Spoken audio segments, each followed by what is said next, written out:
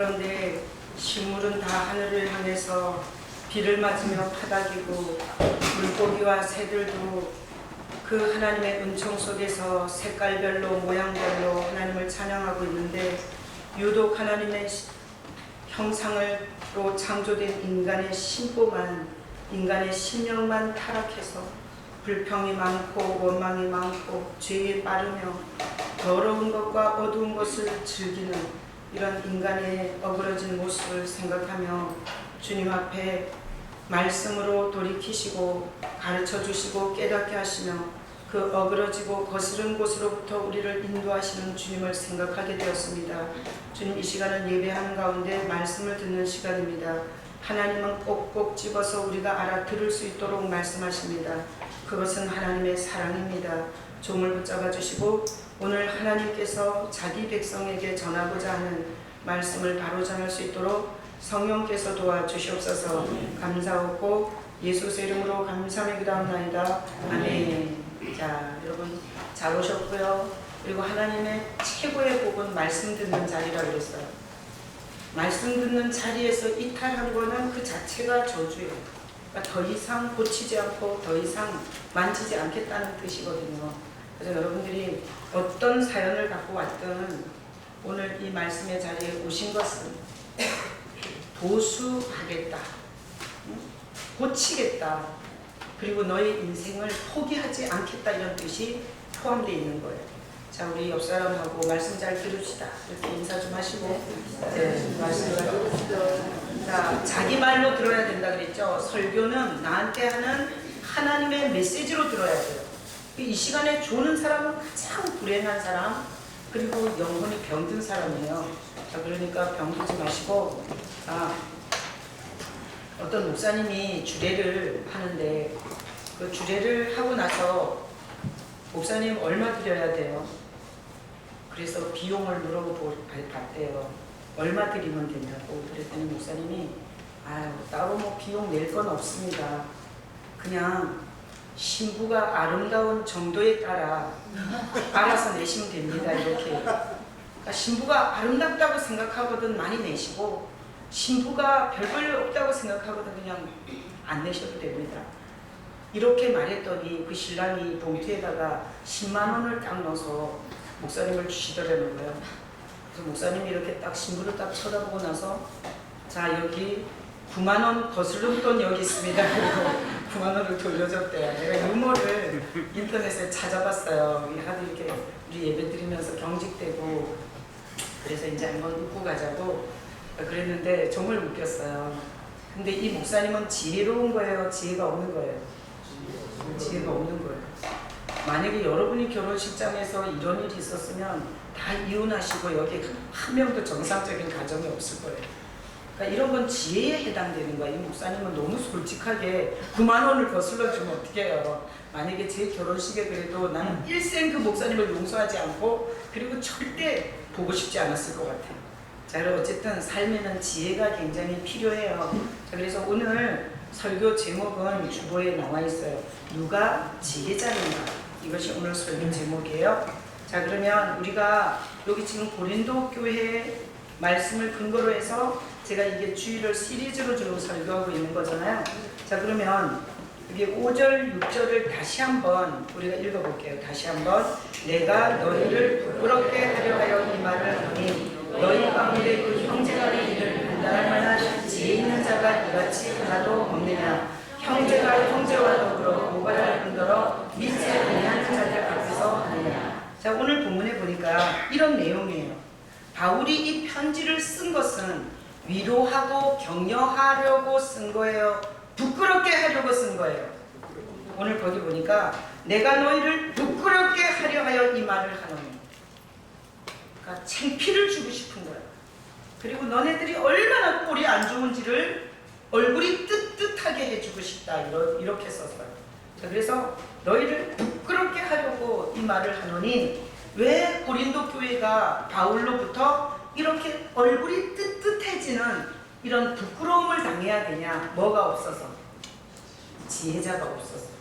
그래서 이렇게 말했어요. 거기다 너희 가운데 그 형제간의 일을 판단할 만한 지혜 있는 자가 이같이 하나도 없느냐 이랬어요. 그러니까 우리가 돈이 없어서 부끄러울 수도 있고 건강이 안 좋아서 부끄러울 수도 있고 아니면 내가 배운 게 없어서 부끄러울 수도 있는데 고린도 교회는 뭐가 없어서 지금 부끄러운 거예요? 지혜자가 없어서. 그러니까 고린도 교회는 여러분이 생각할 때 고린도 교회는 사람이 많이 모이는 교회였겠어요? 적게 모이는 교회였겠어요? 많이 모이는 교회였을 거고요. 이 고린도는 운하로 굉장히 유명한 곳이에요. 여러분들이 지도에서 고린도를 찾아보시면 우리가 왜 유명한 운하가 3대 운하 있죠? 학교 다닐 때 공부 잘하신 분은 아실 거예요. 김종인 집사님 우등생이셨나요? 3대 운하가 뭐예요? 자, 우리가 뭐 3대 운하 이러면 운하라는 게 뭔가 하면 이 대륙과 대륙 사이에 이게 좁은 어떤 그 해협을 따라서 이렇게 물을 막아서 뭐 이렇게 하는 거잖아요. 근데 저는 여기를 가봤잖아요. 고린도 이 운하를 가봤어요. 고린도 운하, 파나마 운하, 수에즈 운하 이런 것들이 운하예요. 근데 이 고린도 운하가 있어가지고 여기는 굉장히 상업이 발달한 곳이고 국제도시. 그러면은 가난한 도시였겠어요? 부자 도시였겠어요? 아주 돈도 많고 경제가 확확 돌아가고 그리고 많은 사람들이 운집하는 이런 지역이 고린도 지역이었어요. 그래서 고린도 이 지역은 국제 상업 도시라고 보면 돼요. 자, 그러면 이때 당시에 이 고린도가 이렇게 돈이 많고 그리고 또 이렇게 사람들이 많이 모이고 국제적인 화려한 도시에는 뭐가 많나요? 뭐가 많아요? 죄가 많아요. 죄가. 그래서 이 고린도는 아주 죄의 온상지 같은 곳이었어요. 그런데다가 이 고린도 지역에는 한 12개 정도의 아주 유명한 신전이 있었어요. 그래서 이 신전에서 온갖 특별히 우리가 왜 사랑의 여신 아프로디테가 사랑의 여신이라고 했잖아요. 그 아프로디테의 신전이 이 고린도 지역에 있어가지고 이 아프로디테 신전에서는 창녀들이 이게 성적 문란을 이게 성전 창기들이 있었어요. 그래서 이 고린도 교회의 최고의 문제는 뭔가 하면 음행이었어요. 그래서 우리가 뭐 멀리 갈 것도 없어요. 그 위에 보면 있어요. 5장 1절. 그 위로 올라가서 한번 읽어볼까요? 5장 1절 읽어봐요. 너희 중에 심지어 음행이 있다 하는 들으니 이런 음행은 이방인 중에서도 없는 것이라. 누가 아버지의 아내를 취하였다. 그러니까 어디서 이런 일이 있었다는 거예요? 저기 사회에서 그렇다는 거예요? 교회에서 그렇다는 거예요? 교회 안에서. 교회 안에서 심지어 아버지의 아내와 성관계를 한 이런 음행이 있었다는 거예요. 자, 그러면 고린도 전서를 쓸 때 몇 년도인가 하면 50년대. 예수님이 오신 지 50년대. 그러면 예수님의 죽으심과 부활을 본 사도들이 목회하고 있는 거예요. 그러니까 이렇게 부활과 십자가의 죽음을 다 본 능력 있는 사도들이 사역하고 있어도 죄는 막을 길이 없는 거예요. 그래서 심지어는 교회 안에서 아버지의 아내와 섹스를 하고 교회 문제를 일으키는 이런 사람들이 있었어요. 그러니까 바울이 이 하나님의 정말 어마어마한 복음을 받아서 사람들에게 전했는데 사람들이 교회 안에 이런 음행을 끌고 들어왔을 때 바울이 어떤 심정이었겠어요? 그래서 거기 중간에 보면 이런 말이 있어요. 2절에 그리하고도 너희가 오히려 교만하여져서 어찌하여 통한이 여기지 아니하고 가슴을 찢고 가슴을 치면서 울지 아니하고 그 일 행한 자를 너희 중에서 쫓아내지 아니하였느냐. 이건 쫓아내라는 거예요. 그러니까 이 상업이 발달하고 돈이 많아지고 교회에 온갖 사람들이 다 들어오면서 고린도 교회가 바울의 부끄러움을 당할 만큼 이런 채찍을 맞는 이런 편지를 받을 수밖에 없었던 큰 두 가지 문제가 뭔가 하면 음행과 분쟁이에요. 그러니까 음행의 문제와 싸우는 문제, 이 두 가지 문제 때문에 바울이 이 편지를 썼어요. 그러면서 거기 5장 5절에 보면 이런 자를 사탄에게 내어주었습니다. 그러니까 쫓아내면 사탄에게 내어주는 거예요. 그래서 이런 상황 속에서 사람들은 이런 문제를 가지고 세상 사람들 앞에 가서 교회 문제를 재판을 받고 고발을 하고 막 이런 상황을 이 고린도전서에서 다루고 있는데, 그러면 사도 바울이 하는 얘기는 뭐냐? 오늘 이 본문에서 하는 얘기는 교회 안에 누가 있으면, 지혜자가 있으면 이 지경까지는 안 갔을 거예요. 그죠? 그런 얘기죠. 지혜자가 있었다면 이 지경까지는 안 갔을 거다. 내가 너희를 부끄럽게 하려고 이 말을 하는데, 지혜 있는 자가 이렇게 하나도 없냐? 그리고 예수 그리스도의 피값으로 산 형제와 형제가 서로 고발하면서 믿지 않은 자들 앞에서 진흙탕의 싸움을 싸우게 하냐? 이런 말이에요. 자, 그러면 오늘 제가 설교할 거는 지혜에 대해서 할 거예요. 지혜. 자, 지혜 어디 있어요? 여러분, 지혜 어디 있어요? 우리 성가대 지휘자 이름이 지혜인 거 아시죠? 그러니까 지혜가 있다는 건 뭔가 하면 지혜를 데리고 사는 거예요. 그러면 지혜가 있는 사람은 우리 교회에 희준이밖에 없어. 우리 교회에서 지혜 있는 자는 누구예요? 김희준 집사예요. 왜 그러냐면 지혜와 데리고 사니까, 지혜와 함께 하니까 그런 거예요. 자, 그리고 지혜 어머니가, 지혜 엄마 아버지가 지혜라고 이름을 지을 때 지혜를 갖고 살라고 지었겠어요? 제발 지혜 없게 살으라고 지었겠어요? 지혜롭게 살으라고 지혜라고 지었겠죠? 여러분, 이름을 지혜라고 지으면 지혜롭게 사나요? 에? 그죠? 그렇진 않죠? 어디 희준 집사는 지혜 집사 권사하고 살아보니까 지혜가 있어요. 아, 이때네. 두 가지로 답한 거예요. 집에 가서 후환이 두려워서 아니면 진짜 지혜로워서 2번. 자, 어쨌든 자, 지혜가 뭔지 제가 단어적인 설명을 먼저 할게요. 단어적인 설명. 자, 제가 사전을 찾아가지고 적어왔어요.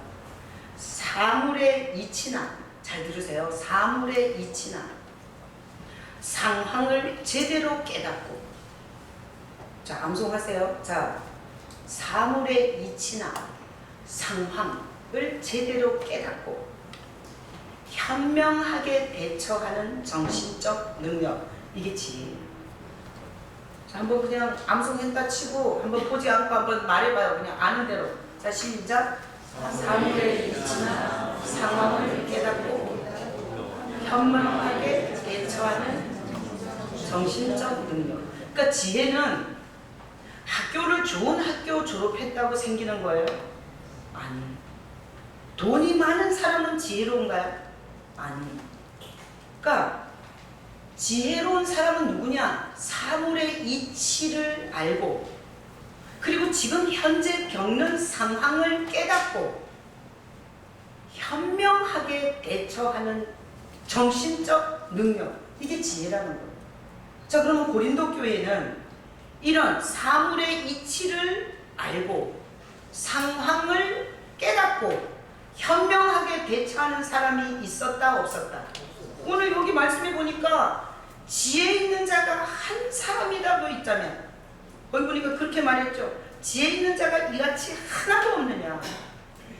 그러니까 사물의 이치를 깨닫고 상황을 잘 파악해서 현명하게 대처하는 정신적 능력을 가진 자가 하나도 없었다는 거예요. 이렇게 진흙탕에서 같이 뒹군다는 거예요. 자, 그러면 오늘 이 본문을 통해서 하나님이 이 고린도 교회에 바울을 통해서 편지를 쓰면서, 이거는 하나님이 쓰신 66권의 성경 중에 한 권인 거죠. 그러면 성령의 감동으로 바울이 쓴 거죠. 그러면 이 고린도 교회 편지는 누가 쓴 거예요? 하나님이 싸우고 분쟁하고 진흙탕에서 뒹구는 우리에게 쓴 편지인 거예요. 그러면 뭔 얘기를 하냐? 오늘 이 본문을 통해서 지혜가 없다는 얘가, 지혜가 영통 없는 교회는 김지혜 권사는 있지만 지혜가 없다, 이럴 수 있는 거예요. 자, 그러니까 지혜가 없다, 지혜가 있으면 이 지경까지 안 갔다, 지혜가 있으면 이런 일을 겪지 않았다, 이러면서 애통하며 절통하며 이 편지를 쓰는 거죠. 그러면 우리에게 하나님이 뭐를 말하고 싶은 거예요? 지혜를 가지고 살아라. 그게 오늘 본문이겠죠? 얘야, 제발 너네는 고린도 교회의 현장보다 더 추잡하고 더러운 성적 문란과 그리고 조금도 참지 못하는 분노 조절 장애, 이런 것들이 넘어가는 그런 세상을 살고 있다. 그러니까 지혜롭게 살아야 된다. 지혜롭게. 지혜를 가져야 된다. 너 지혜가 있냐? 그렇게 하나님이 우리에게 이 말씀으로 도전하는 거예요. 그러면 우리가 살아가는 데 있어서 아까 이 단어를 잘 생각하셔야 돼요. 단어 의미를. 자, 지금 우리에게 적용하면 우리가, 자, 아까 첫 번째 뭐라 그랬어요? 사물의 이치를 말했어요. 사물의 이치. 그럼 우리가 살아가면서 사물의 이치를 잘 아냐? 어떤 포지션에 어떤 사물이 있고, 그리고 뭐가 우선순위고, 뭐가 이 인생의 구조가 어떤지, 이런 게 사물의 이치예요. 그러니까 여러분들은 살아가면서 무조건 막 열심히 돈돈돈돈 하면서 그냥 한 푼이라도 더 벌고, 그리고 내 경쟁자는 다 짓밟아서 밟아버리고 이게 완전히 축출해버리고, 다른 사람이 감정적으로 미우면 막 그를 하면서 욕지거리를 하고 그를 공격하고 대적하면서 세상에서 그런 인간 같은 나쁜 인간이 없다고 그렇게 떠들면서 사셨어요? 아니면 사물의 이치를 생각하면서 사셨어요? 한번 잘 생각해보세요. 나는 사물의 이치를 잘 생각하며 살았나? 요거 한번 생각해 보시고요. 또 하나는 그 두 번째 나온 게 이런 거예요. 상황을 제대로 깨닫고. 그러니까 이게 사물의 이치하고 상황하고는 틀린 거죠. 상황. 내가 지금 겪고 있는 상황을 제대로 깨닫고. 요게 지혜. 근데 지금 막 진흙탕에서 뒹굴면서 뭔 상황인지를 몰라.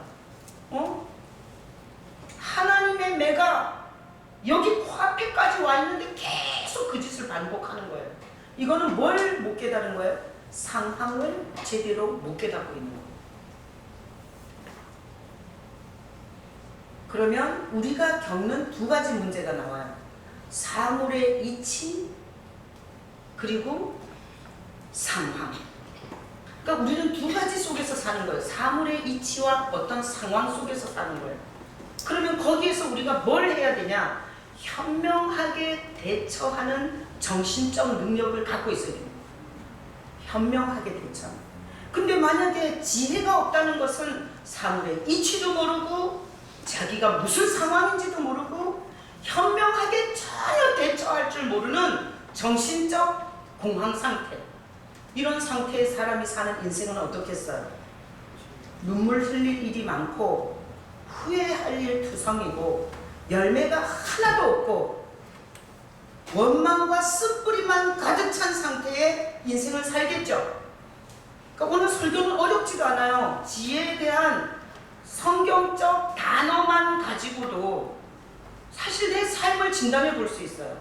만약에 사물의 이치를 잘 모르고 상황을 제대로 깨닫지 못하고 현명한 대처를 못하고 살았다면 사람들이 볼 때 손가락질하고 비웃고, 그리고 정말 존경받지 못하고 후회와 손가락질, 슬피 울며 이를 가는 인생이 돼버렸을 거예요. 내가 지금 현재 사는 열매가 그런 열매가 맺혔을 거라고요. 자, 그러면 하나님은 우리에게 이 지혜를 주고 싶다, 안 주고 싶다? 주고 싶다. 하나님이 우리에게 주고 싶은 것은 돈이 아니에요. 하나님이 우리에게 주고 싶은 건 멋있는 식스팩이 아니에요.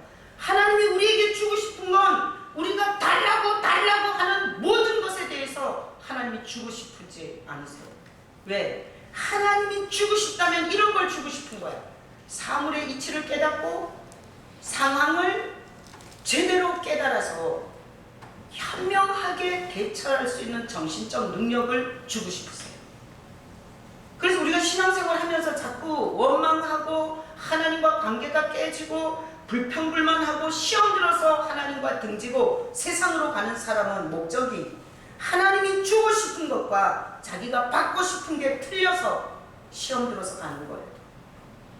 자, 여러분, 오늘 이 설교를 통해서 하나님이 가장 여러분에게 주고 싶은 것은 사물의 이치를 가르쳐주고 싶어요.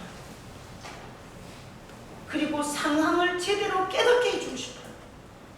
그래서 여러분들이 그 상황에 따라, 사람에 따라, 사건에 따라 거기에 가서 끔찍한 대가를 지불하는 게 아니라 현명하게 대처할 수 있는 정신적 능력을 주고 싶으세요. 자, 우리 다 같이 한번 목창하고 가요. 하나님 아버지, 지혜를 주시옵소서.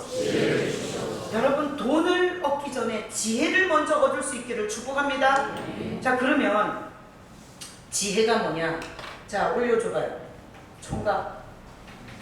자, 이게 전도서에 나온, 전도서 9장 13절부터 15절에 나온 지혜를 아주 잘 설명해 준 본문이에요. 제가 오늘 본문만 갖고는 여러분에게 충격적인 메시지가 안 될 것 같아서 그래서 다른 본문 하나를 끄집어냈어요. 자, 전도서인데 내가 또 해 아래서 지혜를 보고 내가 크게 여긴 것이 이러하니. 그러니까 전도자가 본 지혜예요. 지혜. 자, 14절에 곧 작고 인구가 많지 아니한 어떤 성읍에 큰 왕이 와서 그것을 에워싸고 큰 흉복을 싸고 치고자 할 때. 그러니까 지혜는 있냐 없냐에 따라서 언제가 판가름이 나냐면 작고 인구가 많지 아니한 어떤 성읍. 그러니까 우리 마음 같은 거예요. 우리 인생 같은 거예요. 그러니까 우리 작은 정말 볼 것 없는 힘도 없는 빼도 없는 병이 덮치거나 어떤 항거할 수 없는 문제가 덮쳤을 때 어떻게 해야 될지 모르는 어떤 성읍에 작고 인구가 많지 않은 어떤 성읍. 여러분 자신으로 생각하세요. 어떤 일이 생겼냐? 큰 왕이 와서 그것을 에워싸고 큰 효복을 쌓고 치고자 할 때 인생에는 이런 일들이 많이 생겨요? 안 생겨요? 생겨요. 앞으로도 생길까요? 안 생길까요? 생겨요.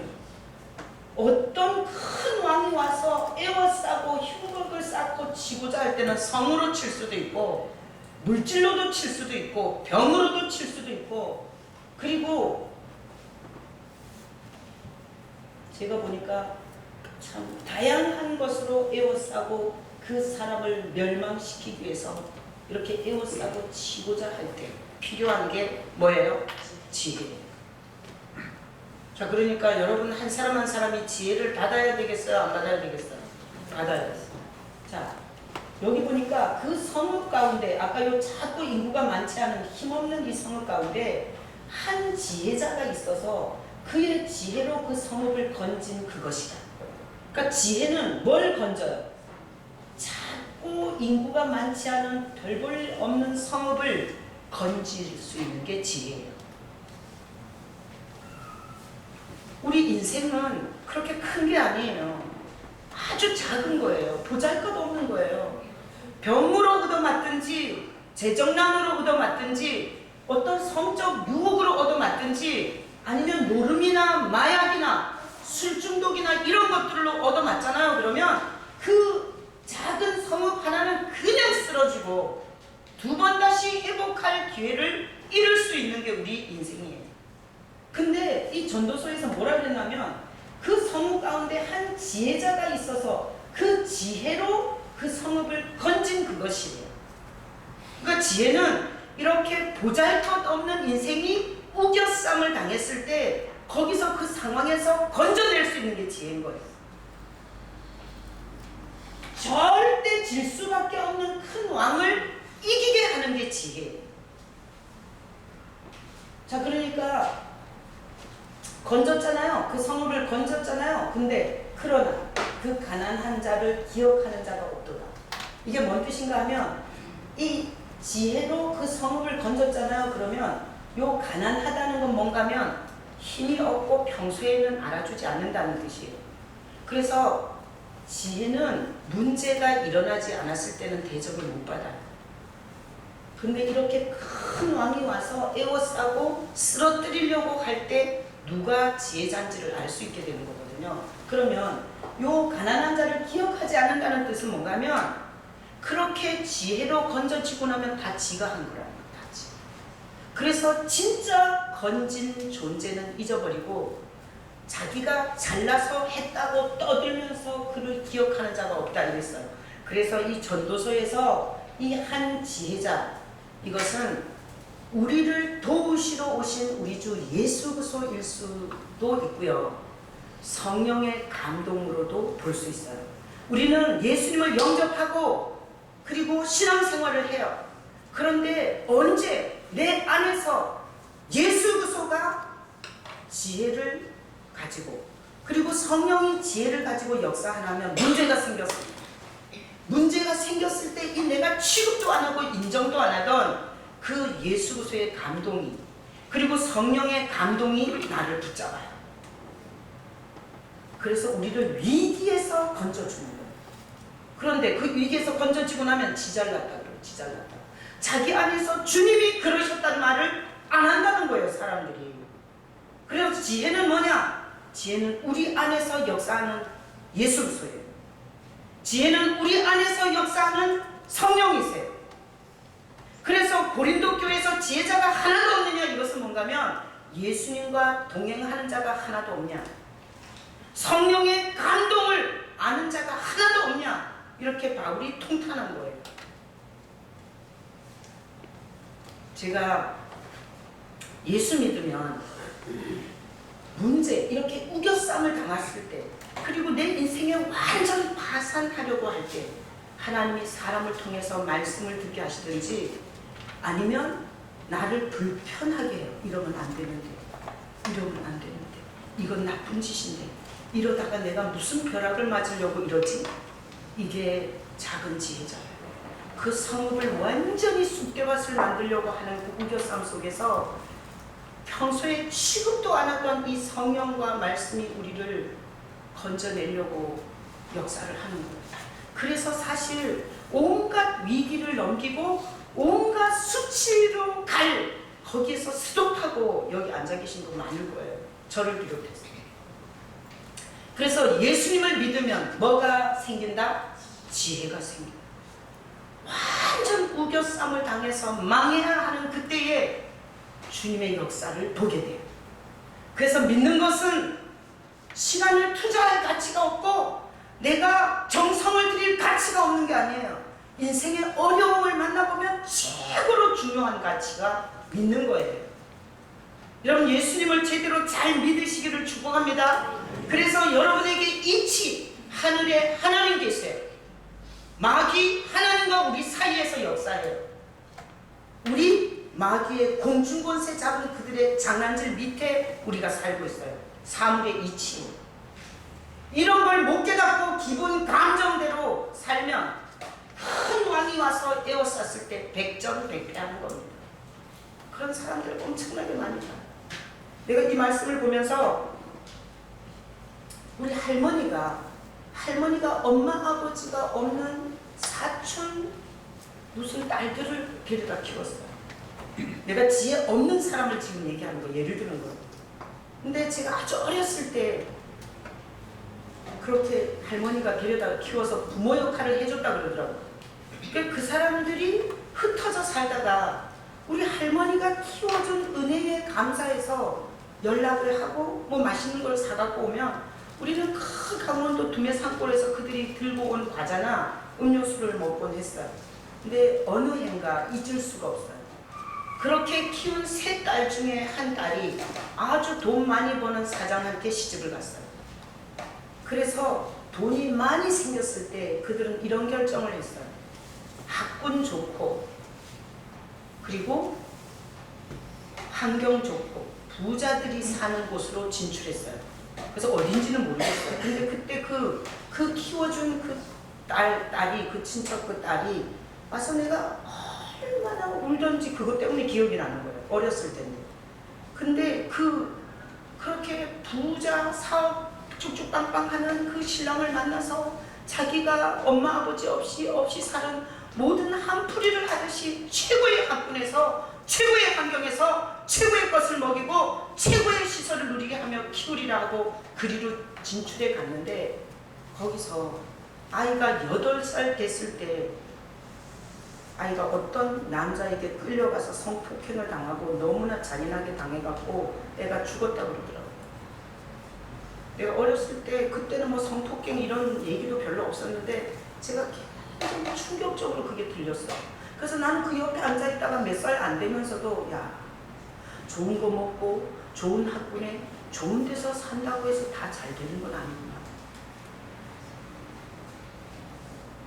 근데 보면 사실 지혜가 없으면 죽을 자리를 선택해 가는 거고 망할 자리로 자기가 걸어 들어가는 거예요. 그리고 나는 목회하면서 그런 사람 봐요. 자기 딸을 너무 좋은 데 시집 보내고 싶은 거예요. 그래서 딸이 연애하는 남자는 절대 안 되는 거예요. 왜? 직업도 그지 같고 연봉도 약하고.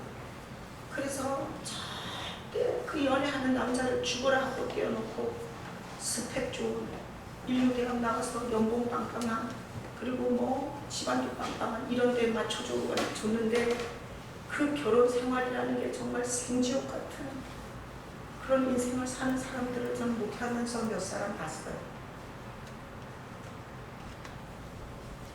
지혜가 없으면 머리 있는 대로 굴리고 선택했는데 최악의 상황을 만나는 거예요.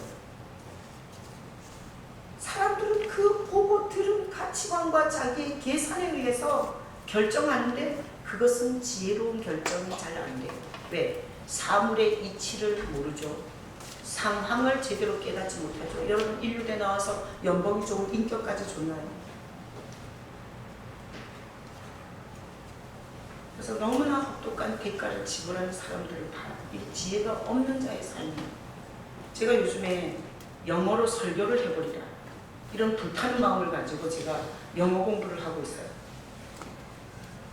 그래서 영어 공부 다른 거 안 하고 정철 그 사람이 한 요한복음 그거를 그냥 듣고 있어요. 어쨌든 들었더니 내가 저번에 그 여기 스페인어 여기 경희대 영문과 교수라고 그러더라고 그 사람. 그렇게 하다가 미국으로 간대요. 그래서 같이 만나서 이제 지혜하고 셋이서 얘기하는데 난 정말 영어를 잘 못 알아듣거든요. 근데 그 강의를 한 40강을 듣는데 그날 뭔 얘기하는지 다 들려. 그래서 내가 야 이거 효과 진짜 좋다. 그렇게 생각해서 집에 와서 더 열심히 듣는 거예요. 근데 이 정철이 원래 예수 믿는 사람이 아니에요. 이 사람은 단전호흡하고 도 닦은 사람이에요. 근데 아들이 영국으로 유학 갔다 와가지고 아버지한테 전도를 하는 거야. 예수 믿는. 그러니까 이 아버지가 너무나 진짜 뭐 귀신 신하를 까먹는다는 게 뭔 뜻인지 모르는데 호빵기도 안 켰대요. 그러는데 그 아들이 이렇게 얘기하는 거예요. 아버지 그러면 성경을 좀 읽어보시고 말씀하세요. 이렇게 된 거예요. 그래서 정철이 영어 강사니까 영어로 이제 성경을 읽으면서 그가 이제 깨지기 시작하는 거예요. 그래서 완전히 그 정철 요한복음 그 영어 강의를 들어보면 그냥 영어를 공부하는 게 아니라 이 사람이 정말 예수가 있는 사람이에요. 그러면서 그 언어 구조를 알아요.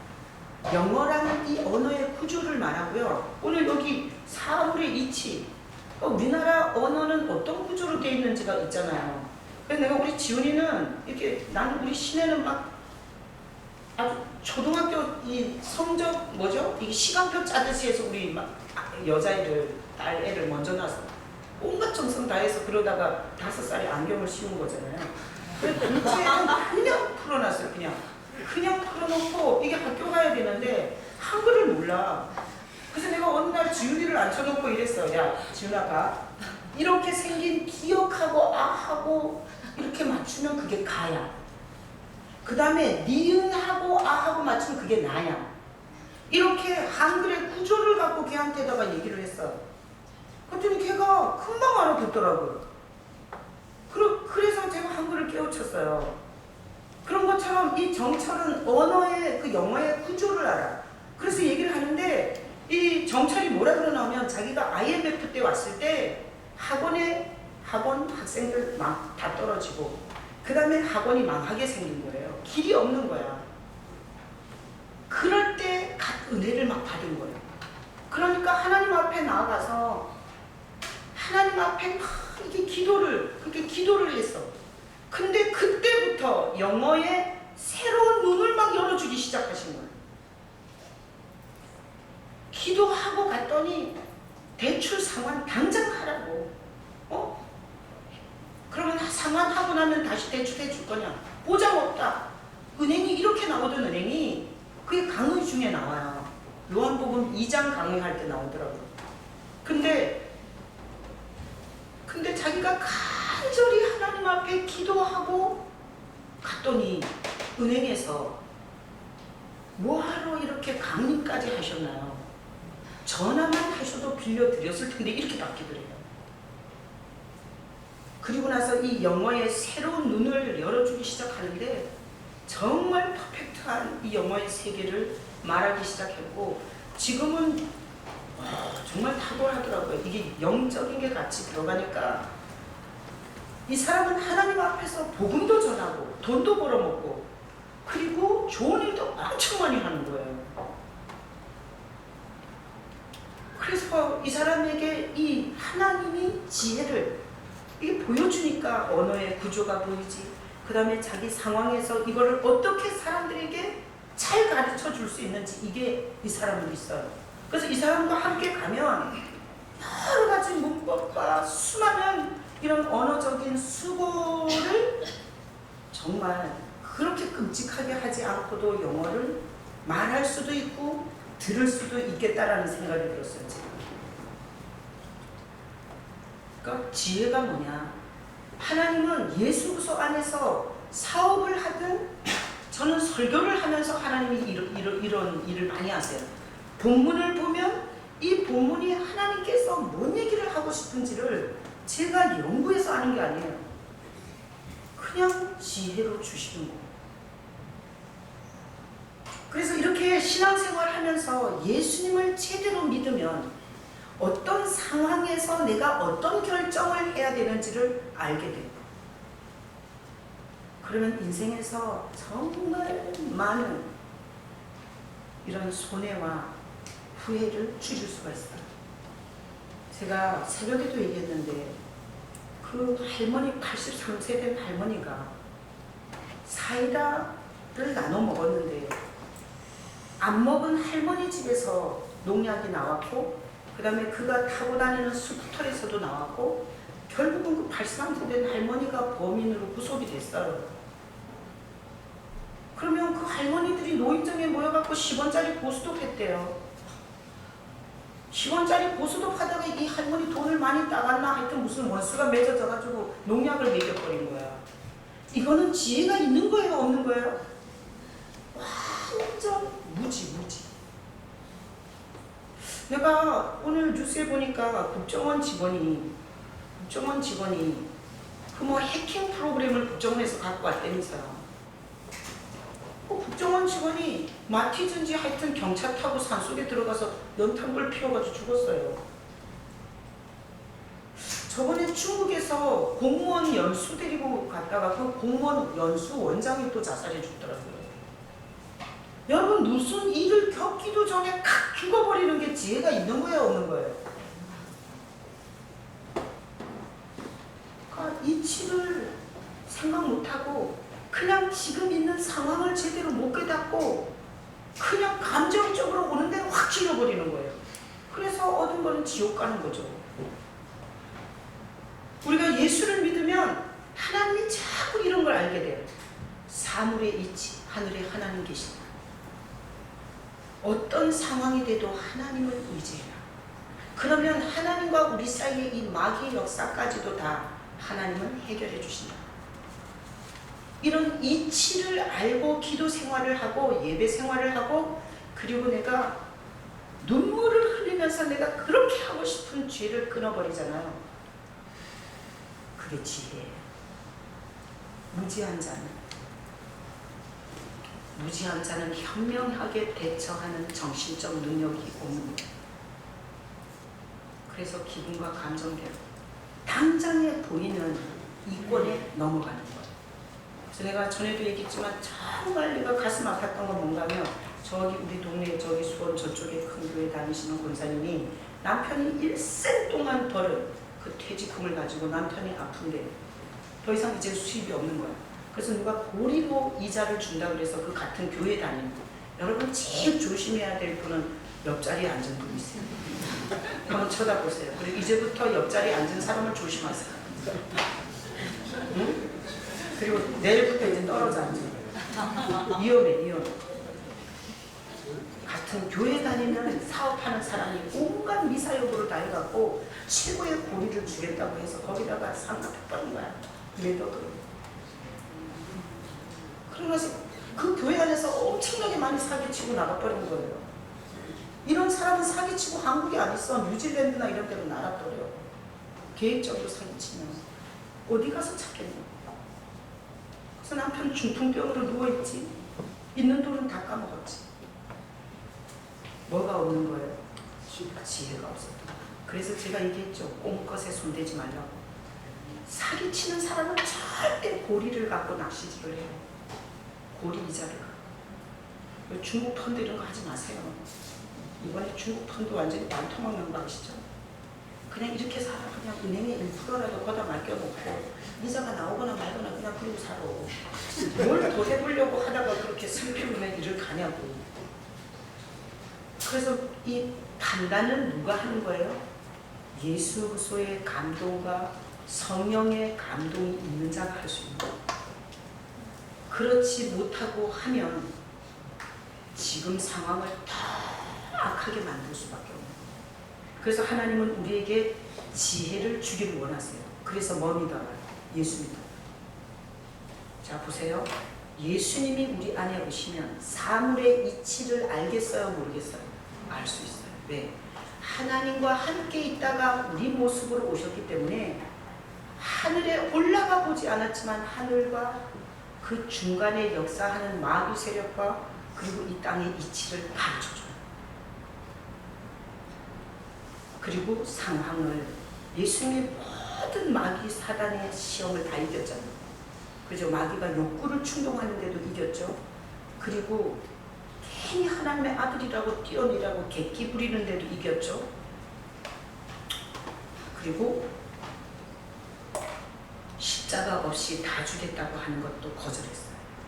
그래서 예수 그리스도를 믿으면 이치가 깨달아지고 상황이 분별돼서 현명한 결단을 할 수 있는 정신적 은혜를 갖게 돼요. 여러분이 이런 지혜를 예수 안에서 가지시기를 축복합니다. 아멘. 이 시간에 우리 눈 감아봐요.